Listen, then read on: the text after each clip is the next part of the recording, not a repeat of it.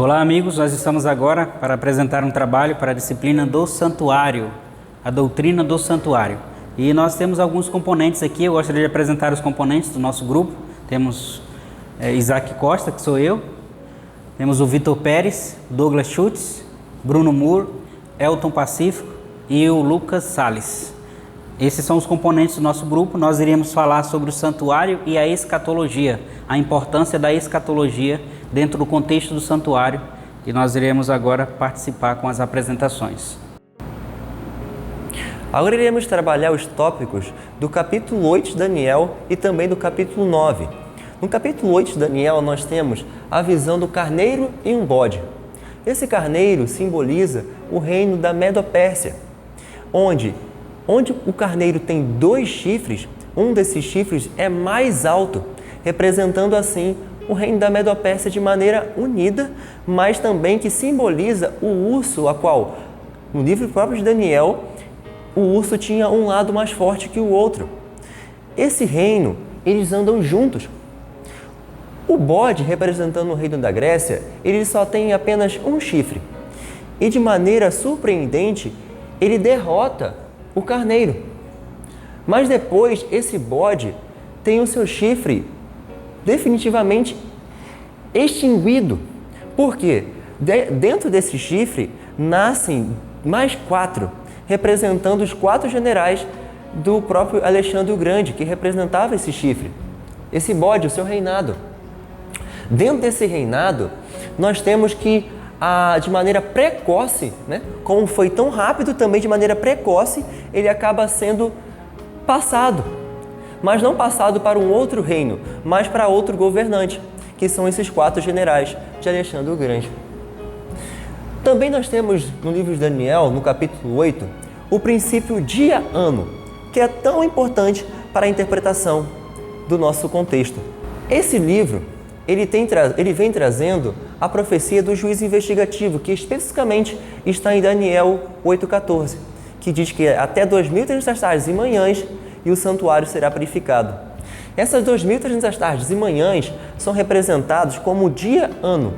Mas também, se você puxar nossa memória, em próprio Gênesis, no capítulo 1, Deus vem usando essa expressão também, houve tarde e manhã o primeiro dia, tarde e manhã o segundo dia.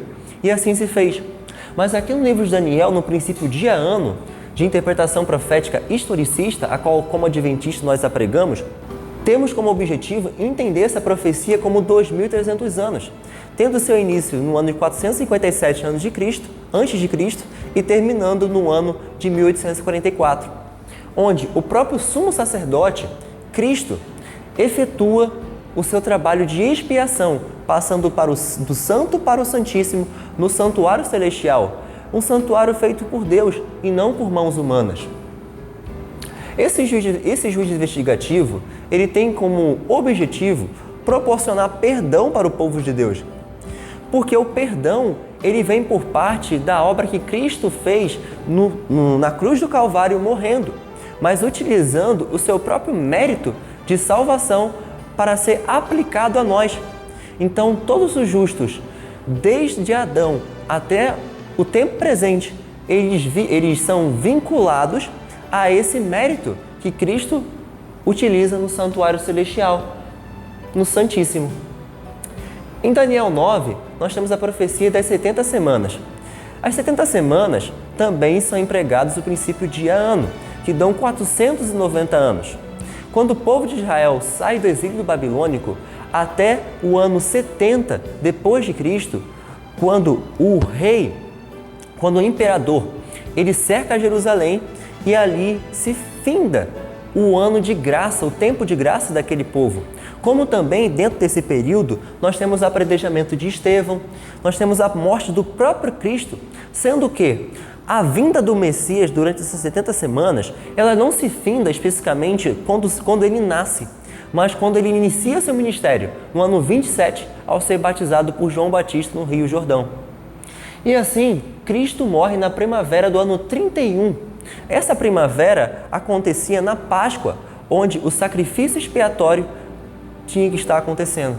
de maneira simbólica no santuário celestial. Mas o Cordeiro de Deus veio a esse mundo e cumpriu o papel na data determinada.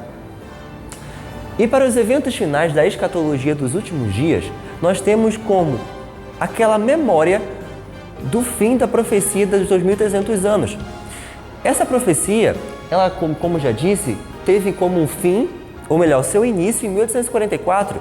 E por ela ter início em 1844, desde lá para cá, Cristo efetua o seu papel no santuário celestial. E esse acontecimento, ele vai até os últimos minutos de graça que esse mundo poderá ter.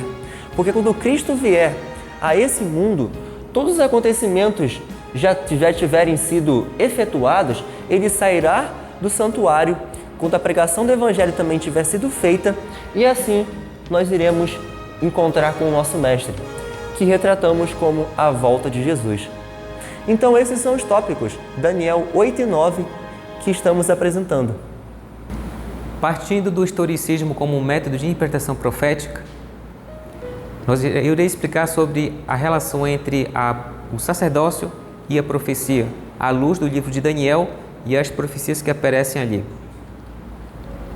No livro de Daniel, nós temos, no capítulo 2, o sonho de Nabucodonosor. E nesse sonho, nós temos uma estátua. E alguns elementos dessa estátua, elas representam os reinos que surgiriam na terra até o tempo do fim. Conforme você pode perceber aqui na tabela, Daniel 2, ali nós temos na esquematização os elementos da natureza combinados com partes do corpo humano, eles vão representar alguns reinos. No capítulo 7 de Daniel, nós temos sonho e visões de Daniel, onde ele agora não vê uma estátua, mas animais como leão, urso, leopardo e um quarto animal. Na última coluna você vai perceber que esses elementos, esses animais, eles representam os reinos de Babilônia, Média-Pérsia, Grécia e Roma pagã, conforme a interpretação historicista. No capítulo 8 de Daniel, nós temos uma ampliação dessa profecia. Você está percebendo que no capítulo 2 e no 7 e no 8, nós temos uma relação entre elas, um paralelismo, em que a revelação de Deus ela é dada e vai sendo dada de forma progressiva. Novas informações e dados vão sendo fornecidos. Quero chamar atenção para o capítulo 8, porque ali aparece carneiro e bode. O elemento de 4 desaparece. Carneiro e bode, conforme a tabela que iremos ver agora, eles estão fazendo alusão à cerimônia do santuário israelita, ou seja, está evocando o dia da expiação. O chifre pequeno continua aparecendo nessa profecia, e ele aparece como atacando o santuário celestial e o povo de Deus. No capítulo 7, verso 25 e 26, esse chifre pequeno, ele vai estar pervertendo o sacerdócio de Cristo, ele vai estar pisando na lei de Deus e perseguindo os santos de Deus. É nesse contexto que aparece o santuário, o juízo e o dia da expiação. Na tabela seguinte, nós iremos perceber um paralelo temático e linguístico entre o capítulo 8 e o capítulo 7. O chifre pequeno ele está atacando o santuário. E diante disso, no capítulo 8, verso 13 e 14, Daniel ele tem uma pergunta e uma resposta de Deus. A pergunta é: o que será do futuro do povo de Deus e do santuário diante desse ataque ao santuário celestial, que estava sendo realizado pelo chifre pequeno? E a resposta de Deus é: até 2.300 tardes e manhãs o santuário será purificado. Nessa tabela aqui você vai perceber o seguinte: a pergunta de Daniel, até quando? E a resposta de Deus é: até que foram postos nos tronos e se assentou-se o tribunal. Ou seja, o juízo vem para intervir. Nós temos a intervenção divina aqui. Nos Salmos, essa expressão até quando, ela expressa o clamor dos justos. É uma prece reivindicatória de juízo. Então, diante da pergunta de Daniel, a resposta de Deus vai ser o estabelecimento de um juízo, de um tribunal. E essa resposta é em relação ao santuário. Ele será purificado. O juízo investigativo ou o juízo pré-advento, ele vem com a seguinte necessidade. O dia da expiação escatológico, ele tem o objetivo de vindicar o povo de Deus e vindicar o caráter de Deus. Com o dia da expiação escatológico, Deus ele quer trazer ao santuário, ao povo de Deus, a sua legítima condição. Com o dia escatológico da expiação, Deus ele quer restaurar o santuário, o povo de Deus, a verdadeira adoração, a sua legítima posição. Com isso, o caráter de Deus ele será vindicado. Deus ele será mostrado, revelado justo em seus procedimentos para todo o universo. E Deus ele será mostrado como justo e provado que ele é justo, tanto no momento em que ele pune o ímpio, o rebelde, como salvando os fiéis. Olá, bom dia. Tudo bem? Me chamo Elton, sou aluno de Teologia do NASP, terceiro ano, e o tema da minha apresentação é a condenação de Satanás. Na fase pré-advento do juízo final, iniciada no céu em 1844, o verdadeiro povo de Deus deve ser confirmado e conservado no livro da vida, e os falsos crentes devem ser removidos. Na fase final, como falou aqui o texto, na fase final do pré-advento, o foco central está em que o povo de Deus eles estejam com o nome no livro da vida, e assim também como os povos perdidos, né, os rebeldes, eles sejam destruídos. Nós vamos ver alguns textos bíblicos. O primeiro texto bíblico está em Daniel 7, 10 a 22, que diz assim: um rio de fogo manava e saía de diante dele. Milhares de milhares o serviam, miríades de miríades assistiam diante dele. Assentou-se para o juízo e os livros foram abertos. Tá? Então isso aqui é a fase pré-advento, né? Ou melhor falando, como nós já conhecemos, como o juízo investigativo, onde o texto ele mostra onde Deus ele senta no trono e os livros são abertos. Tá? E tem mais um texto que está lá em Daniel, ainda no livro de Daniel, que diz assim: naquele tempo se levantará Miguel, o grande príncipe, que se levanta a favor dos filhos do teu povo, e haverá um tempo de tribulação, qual nunca houve, desde que existiu nação até aquele tempo. Mas naquele tempo livrar-se-á o teu povo, todo aquele que for achado escrito no livro da vida. É um texto onde mostra, é um texto escatológico, né, que mostra para nós o que acontecerá no momento antes da segunda vinda de Jesus. Né? E o texto mostra para nós, nos traz um conforto também, que todo aquele povo que se acha escrito no livro da vida, eles irão se livrar. Mas a pergunta é: Satanás também será investigado nesse inquérito judicial do pré-advento? E diz assim, e aqui nós vamos falar um pouquinho sobre o santuário de Deus, né? Vou voltar um pouquinho para a imagem do santuário. Diz assim, ó, o típico dia da expiação confirma e descreve essa visão mais ampla do juízo pré-advento na figura do bode Azazel, onde no dia da expiação os pecados do povo, os pecados acumulados que estavam ali do povo, no dia da expiação era trazido um bode e o sumo sacerdote colocava as mãos na cabeça daquele bode, que aquele bode era levado para o deserto, e ali existia, o santuário era purificado e os pecados do povo também eram perdoados, tá? Então, para a gente entender um pouquinho se Satanás ele vai ser investigado nesse inquérito judicial, nós temos, como foi o texto aqui, nós vamos voltar atrás e ver um pouquinho de como acontecia lá no santuário, tá? Primeiro ponto: no dia da expiação, a responsabilidade pelos pecados do povo de Israel era colocada sobre a cabeça do bode Azazel, que era banido para o deserto. Como eu já falei, no dia da expiação, esse bode ele vinha e os pecados do povo de Israel era colocado naquele bode e ele era banido para o deserto. No segundo ponto, nós vamos ver o seguinte: portanto, o próprio Deus estava figuramente sendo vindicado ou purificado, e a responsabilidade pelo pecado estava sendo lançada sobre Satanás, tá?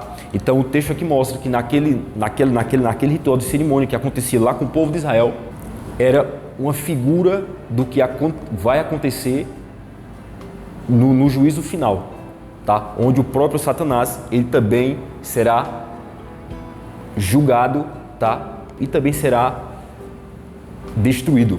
E agora nós vamos ver as 3 fases do juízo final. 3 fases, tá? A primeira fase é a fase investigativa, ou seja, o juízo investigativo. A segunda fase está na revisão milenial, ou juízo de comprovação. A terceira fase é a fase executiva, tá? Onde vai ser o desfecho final, né, do grande conflito. E avançando mais um pouco, nós vemos o seguinte: na fase investigativa ou pré-advento, a remoção dos pecados confessados e da responsabilidade por eles no dia da expiação relaciona-se em antitipo com a importante fase do juízo pré-advento no santuário celestial, antes da volta de Cristo. Ou seja, o texto aqui está mostrando para nós que a relação, tá? Que existe uma relação entre a remoção dos pecados, né, confessados, e a responsabilidade dele no dia da expiação, né? Como também ele é um antitipo com a importante fase do juízo do pré-advento, né? Então eles estão ali em harmonia. Mas a pergunta é: qual é o foco, né, dessa fase? Qual que é o foco central dessa fase? Essa fase investigativa se concentra nos nomes registrados no livro da vida, assim como o dia da expiação se concentrava em remover do santuário os pecados confessados dos israelitas penitentes e em separar da congregação os israelitas impenitentes.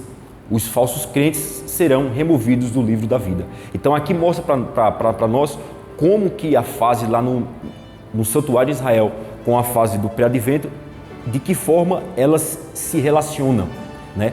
Na fase lá com os israelitas, era uma fase onde os pecadores impenitentes e os justos, eles eram separados, tá? Então, comparando com a fase investigativa, da mesma forma também será uma fase onde o foco é no livro da vida, mas onde os nomes que vão constar no livro da vida serão das pessoas salvas, e também haverá a separação e condenação das pessoas ímpias e perdidas. Agora a fase da revisão milenial, ou seja, a fase do juízo de comprovação.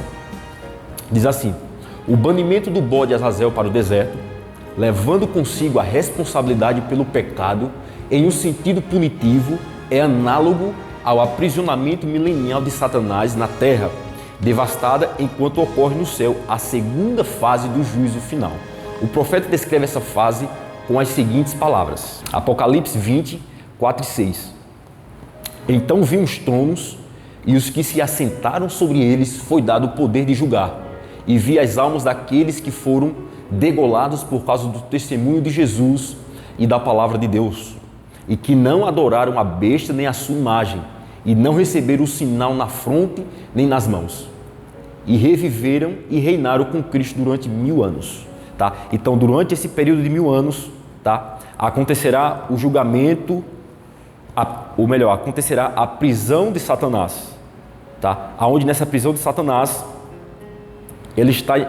é análogo, está em harmonia também com o que acontecia no dia da expiação, aonde o bode era mandado para o deserto e ali ele ficava solitário. Do mesmo jeito, está em harmonia com a prisão de Satanás, onde ele vai ficar na terra solitário, e aonde no céu acontecerá o juízo de comprovação, tá? E ainda continuando no texto diz assim, ó: mas os outros mortos não viveram até que os 1000 anos se completassem. Esta é a primeira ressurreição. Bem-aventurado e santo é aquele que tem parte na primeira ressurreição. Sobre estes não tem poder a segunda morte, mas serão sacerdotes de Deus e de Cristo e reinarão com ele durante os 1000 anos. O apóstolo Paulo, ele ajusta o foco mais nitidamente sobre essa fase do juízo. Tá? O apóstolo Paulo, ele amplia, tá, sobre essa fase do juízo, trazendo mais algumas explicações. Tá? E diz assim, em 1 Coríntios 6, 2 e 3. Ou não sabeis que vós, os santos, hão de julgar o mundo? No versículo 3 ele diz assim: não sabeis que vós, não sabeis vós que havemos de julgar os anjos, né? Então, nesse juízo de comprovação, nós também, tá? Os que fomos salvos também no céu durante 1000 anos, nós também estaremos também julgando também os anjos, tá? Mas são os anjos rebeldes, os anjos que se rebelaram contra Deus e o seu governo e a sua lei. A fase executiva, ou seja, o fim do milênio. A fase executiva do juízo final envolve a totalidade do gênero humano, ou seja, na fase executiva envolve todo o gênero humano, a totalidade de todo o gênero humano e também dos anjos caídos. E nessa fase que se executam as sentenças proferidas nas 2 primeiras fases, onde os impenitentes são punidos e destruídos, né? Ou seja, a segunda morte, e a terra é purificada pelo fogo e renovada e entregue aos redimidos como seu lar eterno. Tá? Então isso aqui já é a fase final, né? Onde tudo vai ser resolvido nessa fase aqui. Tá? E tem uns textos que estão em Apocalipse 20, 11 e 15, que diz assim, ó: E vi um grande trono branco, e que estava sentado sobre ele, de cuja presença fugiram a terra e o céu, e não foi achado lugar para eles. E vi os mortos, grandes e pequenos, em pé diante do trono, e abriram-se os livros, e abriu-se outro livro, que é o livro da vida. E os mortos foram julgados pelas coisas que estavam escritas nos livros, segundo as suas obras. No versículo 13, diz assim: O mar entregou os mortos que nele havia, e a morte e os Hades entregaram os mortos que nele havia, e foram julgados cada um segundo as suas obras. E a morte e o Hades foram lançados no lago de fogo. Esta é a segunda morte, o lago de fogo.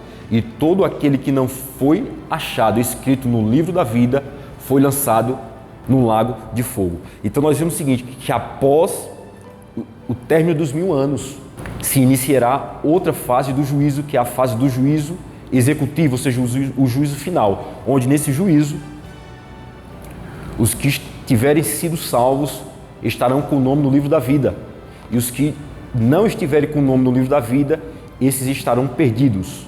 O plano da salvação foi traçado de maneira cuidadosa, completa e justa. Por isso, os seres inteligentes do universo, leais ou caídos, redimidos ou perdidos, confessarão no juízo que Deus é justo e verdadeiro em todos os seus desígnios, tá?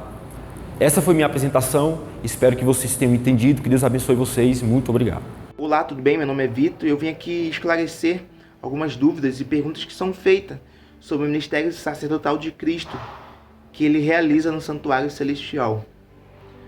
É interessante que o ministério sacerdotal de Cristo que ele realiza no céu esclarece muito sobre o plano da salvação, o meio da qual o Cristo, Deus e o Espírito Santo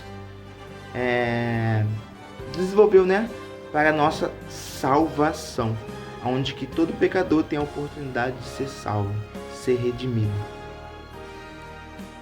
Um dos pontos que sempre é interessante e algumas dúvidas que são criadas e que muitas pessoas têm dúvida, têm pensamentos equivocados e até errados, é sobre o tempo do fim. Geralmente as pessoas pensam que é um fim de algo, é o término de todas as coisas, enfim. Mas o tempo do fim, na visão bíblica, ele se inicia após a profecia de 1260 dias, ou um tempo, 2 tempos e metade de um tempo. Esse período em que o chifre pequeno ele iria pelejar, perseguir os santos. E após esse tempo, que finaliza em 1798, aí sim se inicia o tempo do fim. E esse ponto de vista é bem claro quando a gente vai no livro de Daniel, capítulo 8, capítulo 12. Outra dúvida também é sobre o julgamento que é realizado no ano de 1844, onde se inicia, que é o juízo pré-advento, a segunda fase do ministério sacerdotal de Jesus Cristo. E as pessoas ficam até em dúvida. Como podemos ser salvos se algumas pessoas têm pouco tempo para desenvolver a sua fé, se as pessoas não têm um caráter perfeito? Mas vale ressaltar e refletir na palavra de Deus, como o ladrão que foi salvo por Jesus Cristo. Ele teve pouco tempo para desenvolver a sua fé, a sua devoção, a sua submissão a Cristo. Mas Cristo ali naquele momento, em pouco tempo de submissão, de reconhecimento, ele oferece a graça para o ladrão na cruz.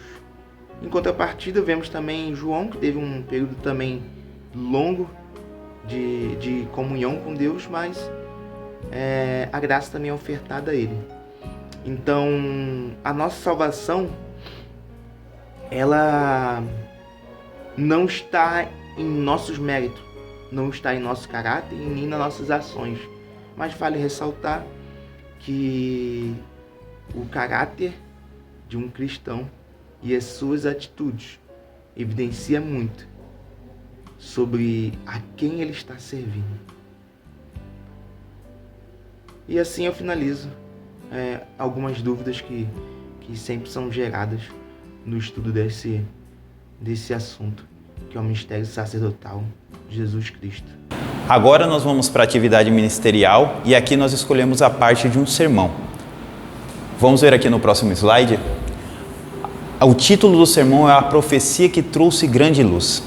O texto base que nós vamos usar é Daniel 7, 9 a 14, utilizando a parte do juízo investigativo, e nós dividimos em 3 tópicos principais. O primeiro, por quem começa o juízo, depois a purificação do santuário e o juízo e o sacerdócio de Cristo. Agora a gente vai ver na introdução aqui nós explicamos para a igreja que o juízo é um tema que é muito importante para os nossos dias, para a gente compreender essa doutrina que é de suma importância.